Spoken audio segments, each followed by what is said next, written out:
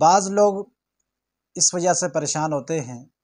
کسی کو قرض دے دیتے ہیں اور بعد میں قرض وہ واپس نہیں کرتے ہیں، پریشان ہیں، تو وہ چاہتے ہیں کہ ہمارے لیے کوئی ایسا عمل بتاؤ تاکہ ہم وہ عمل کریں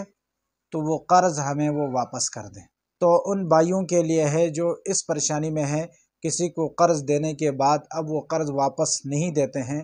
تو یہ عمل ضرور کر لیجئے گا۔ وہ عمل یہ ہے، آپ رات کو جس دن آپ جائیں گے ایک دن پہلے آپ رات کو 2 رکعت نفل پڑھیں، اور 2 رکعت نفل پڑھنے کے بعد آپ سجدے میں بیٹھیں آخر میں،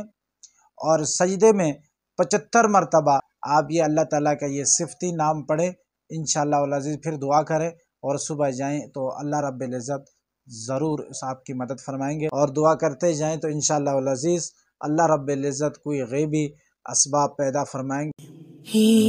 was Muhammad sallallahu alayhi wa sallam.